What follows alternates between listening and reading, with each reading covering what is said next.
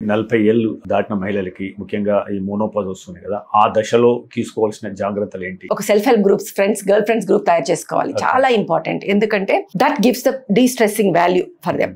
ఆ ఏజ్ లో మనకి అప్పటి నుంచి స్టార్ట్ అయ్యేవి ఏంటి అంటే, ఒకటి recurrent urinary tract infections, dryness of vagina, periods irregular అవ్వటము, డిప్రెషన్, మూడ్ స్వింగ్స్, కోపాలు రావటము, ఇవన్నీ వేడి గాల్పులు రావటము, చెమటలు ఎక్కువ రావటము, ఇవన్నీ స్టార్ట్ అయిపోతాయి. యూరినరీ ఇష్యూస్, ఇన్కాంటినెన్స్, దగ్గిన తుమ్మిన రావటం, లేదా ఫాస్ట్ గా రావడం, ప్రతి దానికి ఇప్పుడు సొల్యూషన్స్ ఉన్నాయి. ఈ మూడ్ స్వింగ్స్ ఇవన్నీ తగ్గడానికి కూడా మల్టీ వైటమిన్స్ ఇవ్వటము.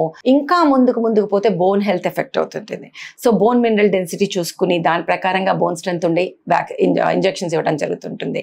అలాగే breast health is very very important. Breast cancers వస్తున్నాయి, మ్యామోగ్రామ్స్ చేయటం, ప్యాప్స్మియర్స్ రెగ్యులర్ గా చేసుకోవటం, ఇవన్నీ ప్రివెంటివ్ మెజర్స్ మనం చూసుకుంటూ ఉండాలన్నమాట.